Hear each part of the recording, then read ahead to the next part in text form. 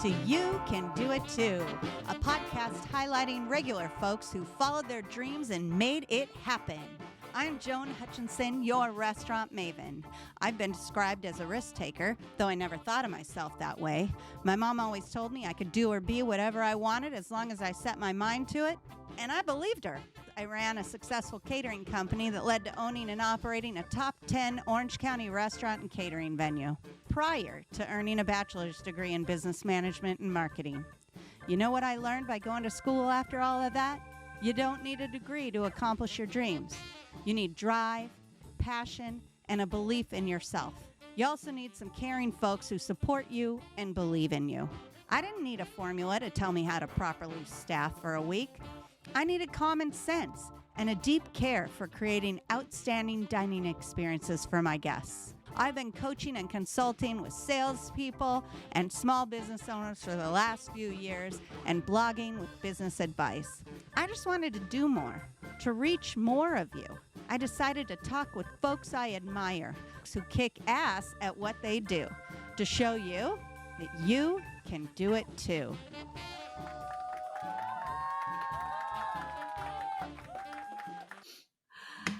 Hello and welcome to You Can Do It Too. I'm Joan Hutchinson, your restaurant maven, and today I'm doing something a little bit different. We are recording this during the Christmas holiday, and I am in California visiting 3 of my sisters and, of course, my brothers who are not present at this time. And we have decided to include my sister who has recently moved to Tennessee. So this is just going to be a fun, getting to know us, getting to know me kind of thing. And so let's begin. All right. So like I said, I'm Joan Hutchinson. I have posted on my socials that I am the baby. I think I'm probably also known to be the risk taker, the traveler. I have moved several times to several different places. So that's who I am in the family dynamics. How about you, Michelle? I'm Michelle, and I live here in Southern California. I am number 8 of 9, and I think I am the hostess with the mostest because we have a really large family. So whenever we get together, it's at my house. So I think I'm known as the hostess. Yep. They might not say with the mostest, but I'm adding it. Yeah. Okay. Hi, I'm Maureen. I am the oldest girl now. I'm the rebel. Yeah. I moved away. I had my 2 kids. I moved back down to California, yeah. Southern California, to be with my family. Yep. Okay, Annie? I am lucky number 7. My name is Ann, and I am the nice sister. Okay, and last but definitely not least, the one who's out of state at the moment. Well, I am Jeanette. I am number 6 in the pecking order, and I really don't know what I am thought of. Maybe the fixer, the tech and financial. You're the tech guru. The tech guru. I'll take that one. And I have moved to Tennessee just not too long ago. It's only been a couple of weeks, and getting to know everything around here. So that's who I am. All right. Awesome. So welcome to my family. And today we're going to talk a little bit about what we all come from and how I am who I am and how we all are who we all are.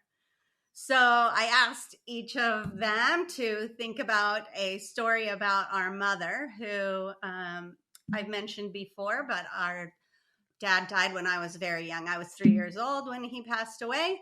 And so it was a single mom with all of us, plus our oldest sister, who is no longer here with us, in the house when he died. So we had an interesting upbringing with lots of fun and different experiences.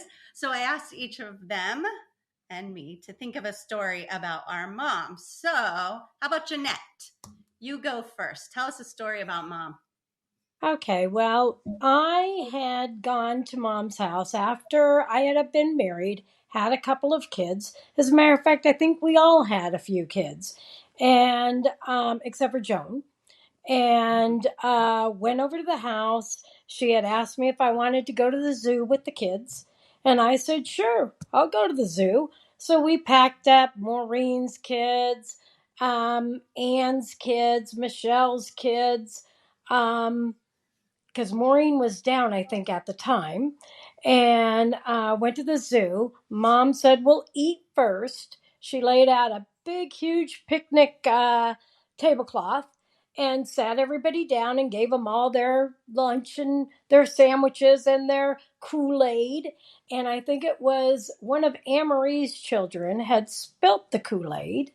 And and Mom just said, "Don't worry about it. Don't worry about it." She took her sandwich and she mopped up the Kool-Aid with her sandwich and said, "You could have my Kool-Aid, Brianna," because I think it was Brianna or Melissa, one of the two. "You could have my Kool-Aid." And she proceeded to eat the sandwich, and all of the kids had a fit.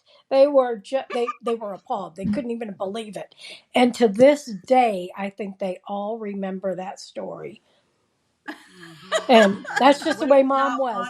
She said, "Waste not, want not."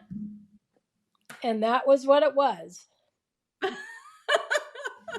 Oh, that's a great one. Yep. My kids do talk about that all the time. Remember when Grandma mopped up the Kool-Aid with her sandwich and then ate it?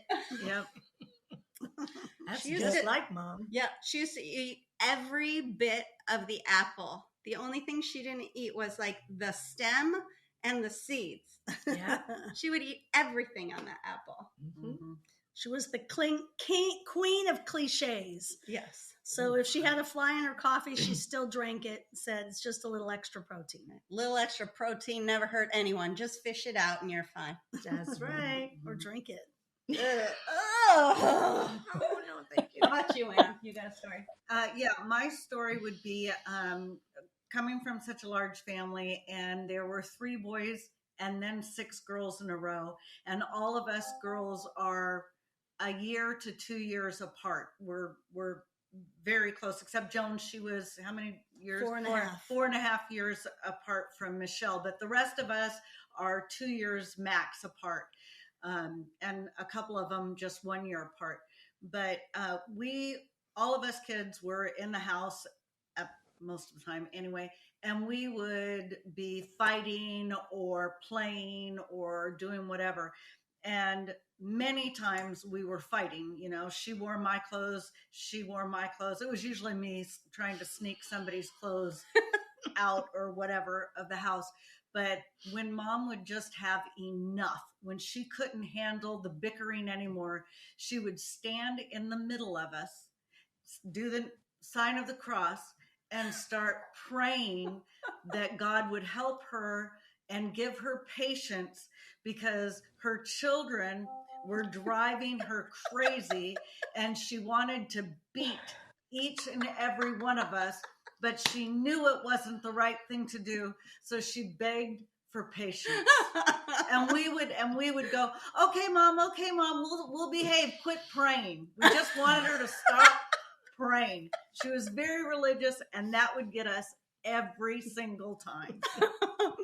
I thought you were going to say that she would say, "I'm so mad I could spit." Yeah, she did that too. Like Michelle said, she was the woman of cliches. Yeah, queen of cliches. Oh my gosh. Maureen, you got a story? Oh, no. Actually, it's about Mom and Grandma. Okay. It's I was the rebel. I didn't go to school. Well, I'd go to school, but then I would go to the other end of school and go out. So Mom says, "I don't know what I'm gonna do with that girl."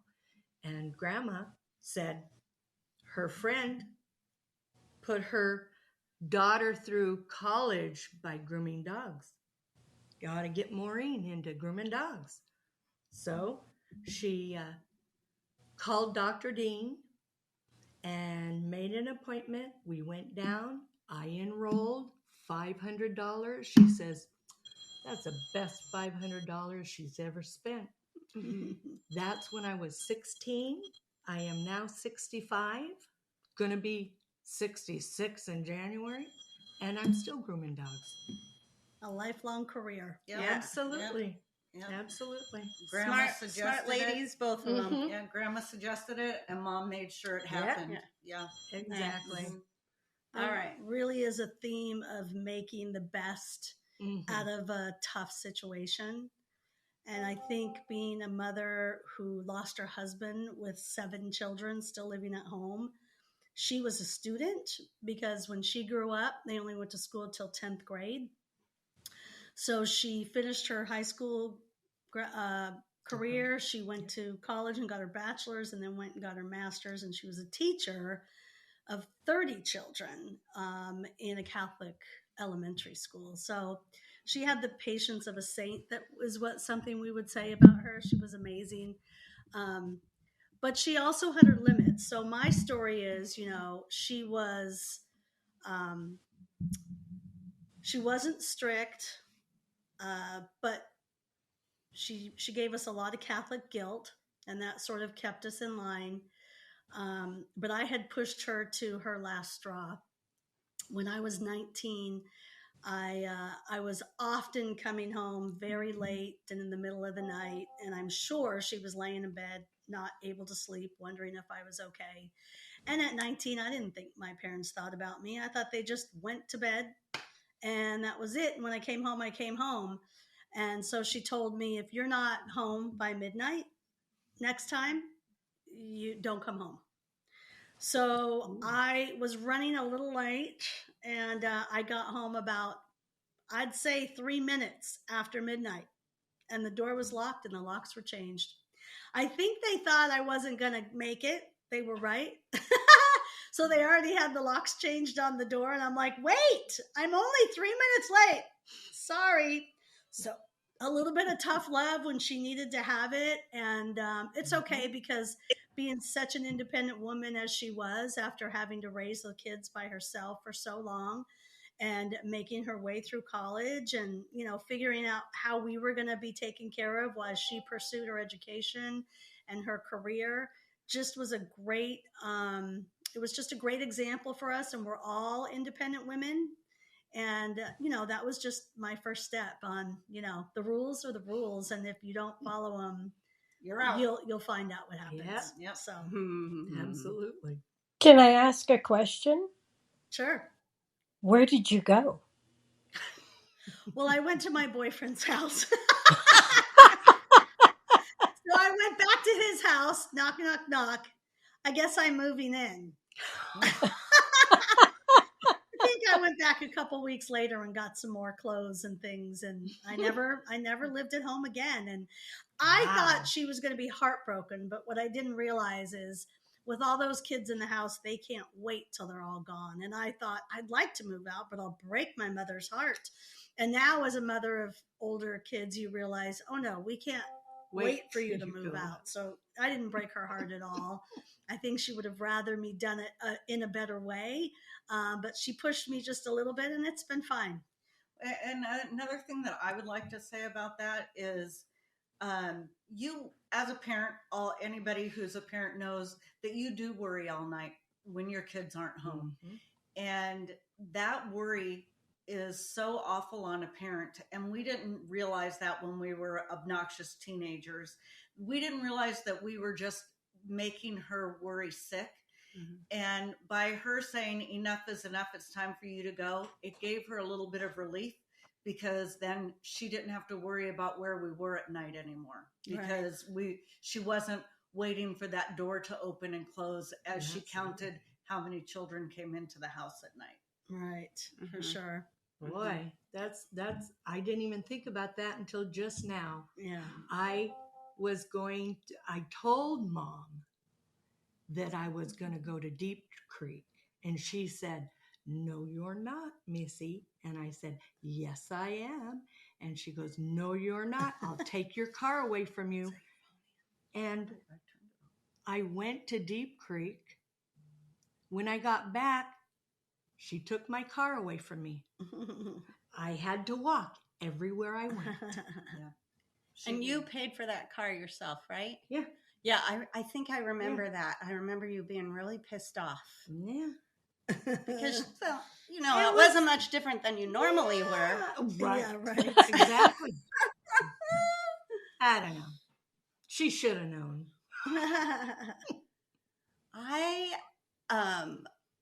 I remember, so mom used to tell me about dad, or I would ask questions about dad, and she would tell me about dating dad and how she that he got all his teeth pulled because she said if they were going to get married, he needed to take care of his teeth, and he was so afraid of the dentist that he just pulled them all out of his mouth and got dentures, and he was only 23 years old.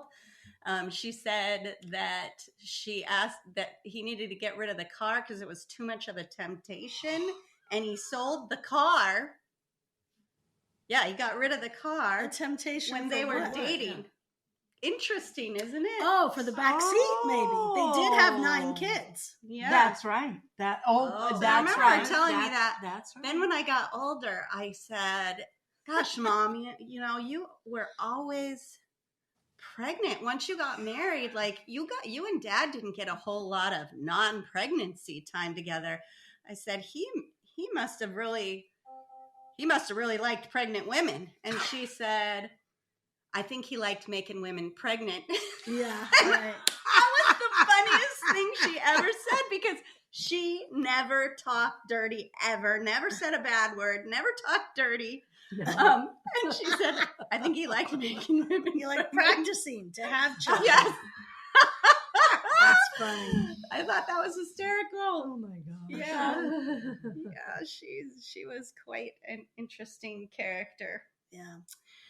And I'm so glad of that. I think that the thing that was interesting about Mom is that she had all of us kids, but she wasn't like super, when each of you had kids, she didn't go, let me hold the baby. She wasn't all into the baby thing, you know? Well, like she had 9 of her own. Yeah, but it was, I don't know, it's just weird. But you would say, you want to hold the baby? Sure. But she wasn't She like, didn't ask pick all up the baby, Right. walk around with, she would take it if you asked her.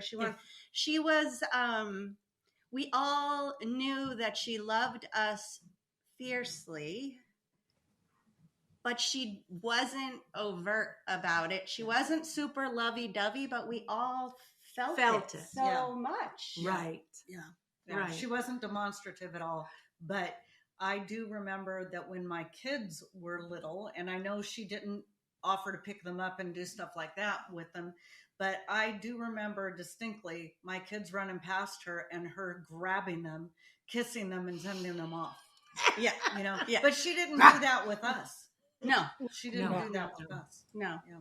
Oh, I was going to say, and another thing is that I felt Mom would try anything, I remember her saying that if it was broken, we might as well try to fix it, because what can you do? Break it more? So she was always trying to do stuff on her own and fix it on her own. And I remember her coming down from the attic after insulating the attic and having to sit in the bathtub because of all of the fiberglass from the insulation hurting her and her legs and stuff. That lady was not afraid to do anything like that. I am lucky to have some amazing award-winning cheeses right up the road. Door Artisan Cheese in Egg Harbor, Wisconsin offers small batch cheeses that have been winning awards for years. And in Wisconsin, that's some tough competition. You don't have to live in Door County to get these cheeses, though. Just go to doorartisancheese.com and check out their selection. Their most popular is the Top Hat Cheddar, but my favorite is their beer-washed Gouda called Valmy. Check them out for yourself at doorartisancheese.com. If you're an expert in your field, have a unique story to tell, or an interesting point of view? It's time to explore the world of podcasting with Kitcaster, a podcast booking agency. You can expect a completely customized concierge service from their staff of communication experts. Kitcaster is your secret weapon in podcasting for business. Your audience is waiting to hear from you. Go to kitcaster.com/maven to apply for a special offer for friends of this podcast. No, Yeah. no, she wasn't. I think that, Jeanette, you take after Mom Yes. like that Yes. because you try everything. You're the fix-it person in our family. I remember you went over to Michelle's house and fixed her sprinklers. I remember Fix the plumbing at the apartment. Yeah. Right here at the condo. Yeah. Yeah. See, now Yeah. I don't have that gene of Mom's. I go, can somebody else fix this? It's broken. Mm-hmm. But you are very much like Mother, like that. I think we all have Mom in us, Yeah. but that's your mom. That's what you got from her. Yes. You try everything. Yes. And you have a very mechanical mind. Is that what you would say? She has a very mechanical I would mind, say and that. you always get your hand into something. Yeah. Yeah. Yeah.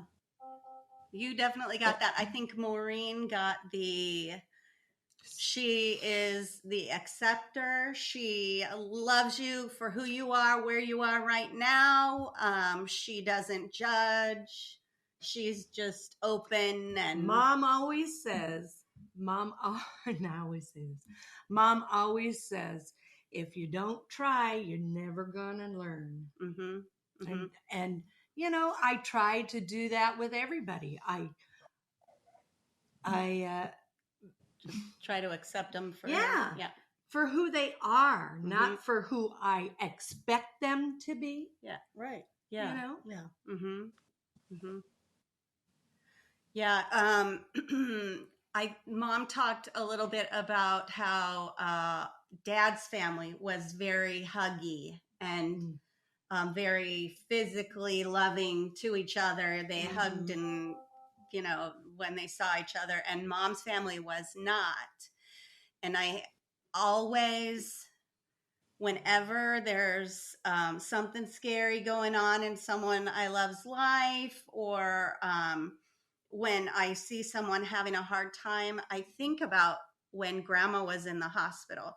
So our grandmother lived to be 93 years old, and she was in the hospital, and I went to see her every other day. I was driving up to see her, and it felt weird to hold her hand because she wasn't a loving, touching person.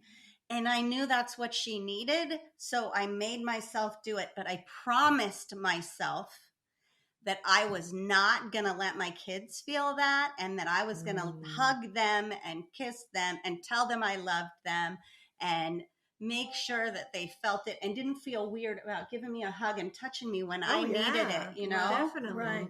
Definitely. And I think Mom she definitely was the hugger. I mean, everybody talked about, oh my goodness, she would give you a hug that would take your breath away. Yes. My son got that from her. Yeah. Yeah, but she didn't have that. She would never reject a physical, physical interaction. If you wanted to go snuggle up with her on the couch, she's more than happy willing to snuggle up, but she was never going to say, "Come snuggle up with me." Right. She wasn't the instigator of that at all. Yeah. She wasn't uncomfortable with it. She just didn't do it proactively to do it. It wasn't natural for her to reach. Yeah. Right. And she came from a lot of siblings as well, so I think she was just so busy. Grandma had a lot to deal with. Right. Crazy husbands and all. Yeah. Yeah. So I was thinking about each of us, and we're all so different, yet we all are much alike. But I was wondering about what you think what your favorite thing about yourself is, and why you think that is. Who wants to start with that? I'll start. Okay. I went out to dinner recently with a client, and I hadn't seen him in a while. And after dinner, he texted me and said, "You forget how easy some people are to be around." And that touched me because that is the thing I think people say about me the most. And it is the thing I like the most about myself, is that pretty quickly after I meet somebody, both them and I feel like we've known each other for a long time, and I can socialize very easily. I can meld into groups very easily. And that's a strength I think I have. And that's just something I never will go to an occasion and be nervous and not want to go in and, be uncomfortable. I can just go on in and meld that. And I thought about that when he sent that to me, and I thought that's a real compliment to me for him to say that. Definitely. And I felt like it was really true to who I am. I agree. It is. And I agree. Yeah. And that's not something that comes naturally to everyone. Right. No, I know I do. I have a hard time. I've been really working on that. That's been something I've worked on for the last couple of years, is being able to say hello to the person next to me, introduce myself, and try to start a conversation. I have to hype myself up to do it. Once I do it, I'm so glad I did. But that's, yeah. How about you, Jeanette? I was hoping you weren't going to ask me that question, because I really don't know. It is just so sad. I don't know. I have I to could think say for something you, good Jen. about every single one of you, and I just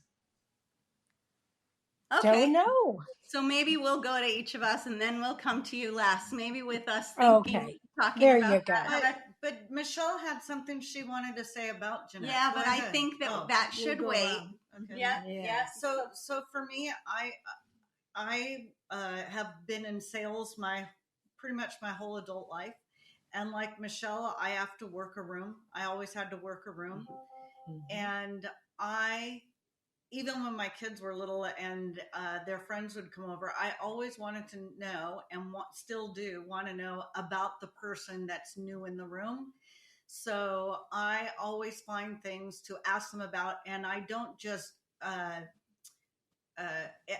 it's very natural for me to ask questions and find out about people. Tell me about your family, or ask them specific questions, not just how are you or how was your day, because those are too short of answers, and you don't really get to know somebody that way. So I always try to get to know the people in the room around me, and I enjoy doing that. And my kids used to say, when their friends would come over, I learned more about my friend today spending a half an hour with you, Mom. And they've been my friend for 3 years.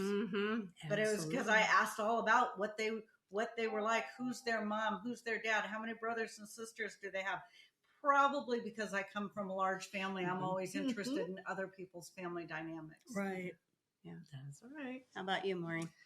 Oh, I would have to say dog grooming, creatively. Okay, there you go. I'm a creative person. I do a lot of stamping, card making. Like I said, I've been grooming since I've been 16. I'm 65 now, and I love it. And everybody says, and I can't believe this, everybody says that that's the best cut my dog's ever had. I cannot believe that, but maybe it is. Yeah. I don't know. You just have a way with animals. You're good at what you do. Yep. I think my favorite thing about me is, I guess I feel like I have a pretty good sense of self, where I will take a risk. I'm not afraid to try something new, or to be by myself, or I want to be happy. So if happy is me not being with somebody else, I'm okay with that. Or if or I want to try something new. And if it doesn't work out, that's okay. I think that kind of has to also, I am a problem solver. So if something isn't working right, I don't go, oh, well, that doesn't work and give up. I try to think of a different way to get it done. So, which may be why I feel like I'm so good at hospitality, because when shit hits the fan, which it often does in hospitality, like somebody's room isn't clean or somebody's steak is well done and they ask for it rare, you've got to be able to think on your feet, and I can problem solve. So I think that's my favorite thing is I can do that. I can figure that out. And I think that is wrapped up in that sense of self where I'm okay with it, Yeah. Yeah. Okay, Jan, back to you. Again, maybe it is that I'm not bad about fixing things and trying to work with my hands and making different things, and I like to make people happy with what I make or give or whatever. Haven't been able to do a lot of that in a long time. So now, since I am retired, hopefully I'll get a chance to.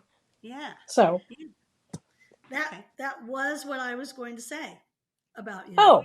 She's retired now. And I was just going to say Yeah. your ability to look at a problem like a physical thing, either technology or a piece of equipment or a piece of furniture or a list of instructions, which I could never do, and put something together.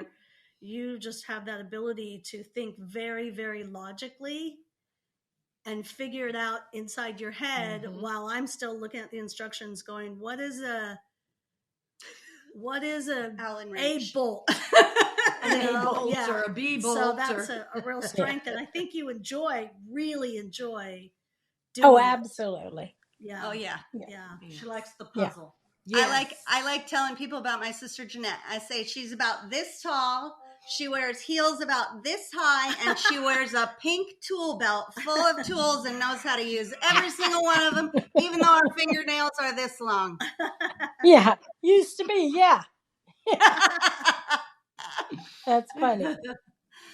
Okay. Well, So I think that each one of us has such great qualities, and I know that I like every one of your qualities, and I hope to get that in myself, like Michelle with being with people, and Anne asking all the questions, and Joan taking care of all the stuff you do. And I don't know about dog grooming because I don't think I can handle that. But Maureen, you're you have so a lot good of at animal everything, You have and your crafty talents.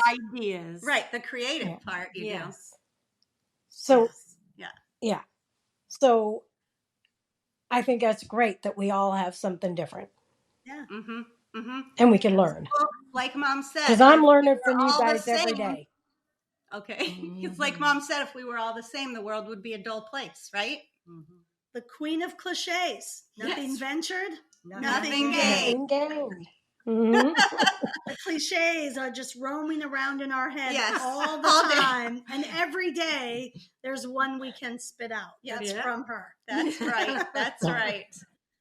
Yeah, because I think somebody said, Albert Einstein said, when life gets tough, the tough get going, or something like that. Mom used to say that too. Yeah. When Yeah, times but I get don't know tough. if that's from Einstein. But I know. I was like, what? Who? I did not know that.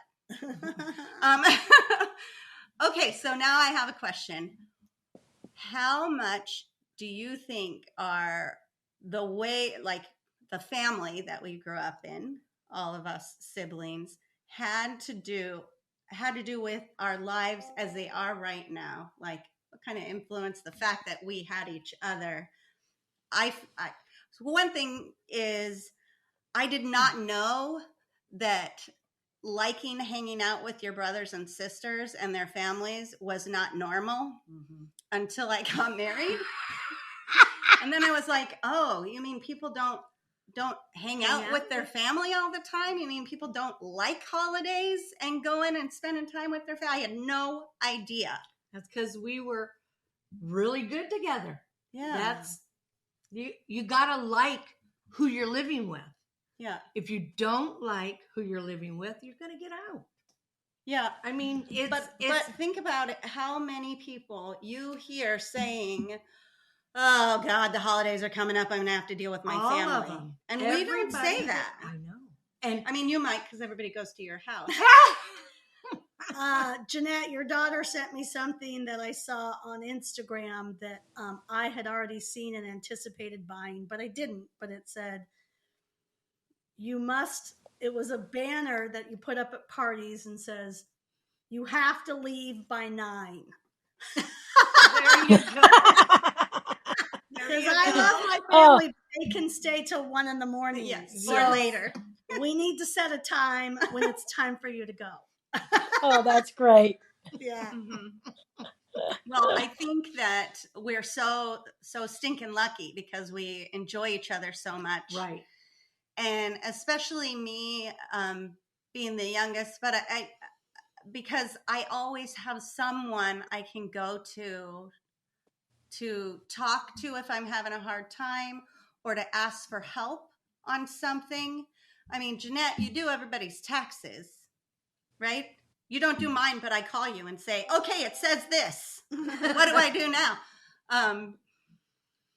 But there's always someone I can go to. And I think that fact has given me such an edge over other people because I feel so supported.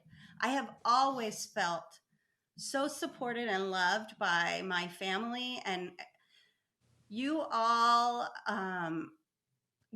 give me so much confidence. When I say, "Hey, I'm going to do this," oh my God, that'd be great. You should do it. I mean, you just all have complete faith in me when I say I'm going to do something, and I say I'm going to do something a lot, do something new a lot. You're like, go for it.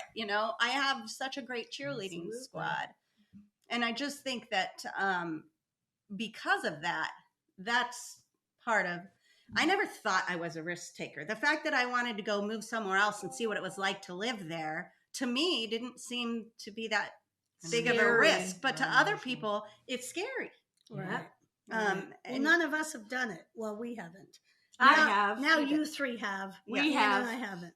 We take plenty of vacations, though. Right. Yes, There we you do. go. I think growing up in a big family and growing up in the same city for most of our lives until recently, we know a lot of people, like my older brothers and older sisters. And for a long time, high school and beyond, every place I went, I would know someone from some extension of a relationship with one of my siblings. You're a Miro. You must be a Miro. Right. And for a while I had Miro on my license plate. I often got asked if my brother was, if one of my brothers was my brother. So that sense of community, and again, that ability for me, being one of the younger ones, to be able to talk to people much older. I was born when my brother was going into high school. So that's a big gap of years. The oldest brother was going into high school. So a big gap of years where you're interacting with people of all ages. And as you grow up and in the same community and at the grocery store and at the whatever and bumping into people, and just still to this day, it seems like now that I'm in sales and I meet a lot of people in the field and at work, same thing. I'll see somebody I know from a business that I work with or a family member. So that whole sense of community is a big part of who how I became who I am. There you go. Right. We lost video for Jan. That's okay. Yeah. So for me, it is my best friends were always my sisters. Yeah. I have good friends, but my sisters have always been my core. They've always been, like Joan said, the people I would go to when I was struggling with something or had an issue somewhere. And between all of us, we were always able to help each other solve our problems if we had them. I would say we don't really have a lot of problems, which we're very lucky that we don't. But I think the reason why we don't is because we have sounding boards everywhere. If you're struggling with a work issue, somebody in our family can help you with that. If you're struggling with a relationship with a spouse, somebody will help you with that. And the thing that I love the most about it is even when you're in outs with your own spouse, my sisters have been able to see both sides of that. They didn't say, well, he's a jerk, or you should do this, or you should do that. They always said, well, think about it this way. And I sometimes would get annoyed at that, but it's true.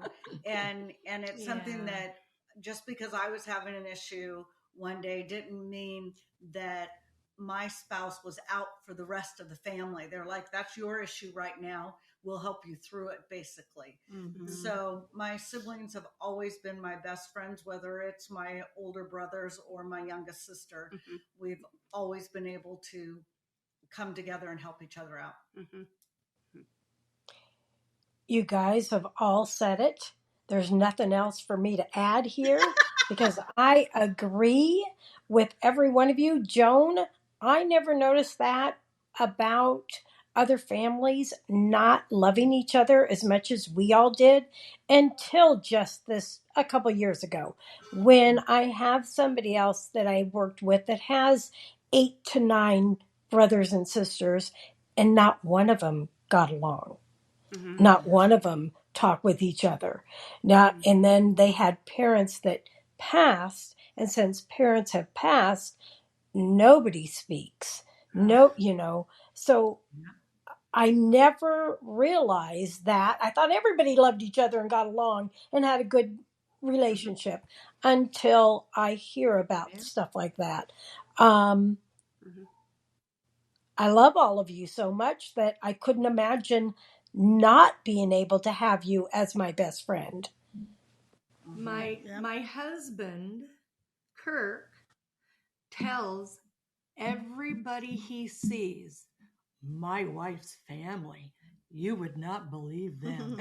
They are unusual. They don't fight. Not a one fights. And he tells that to everybody. And I'm going, just be quiet. I think it helps us. I feel like we're all very inviting. We always, the more the merrier. There's another mom saying, the more the merrier. There were already so many of us that if one of us had a friend that was going to come over for the holiday, it didn't really matter because there were already so many of us. What's one more? And we still do that. Michelle's hosting, and somebody always shows up with somebody shows up with somebody extra. Mom would take all of us girls plus a person per child on a camping trip. We always got to bring a friend. Her thing was, that's okay. Let them do what they're going to do. I've got my chores.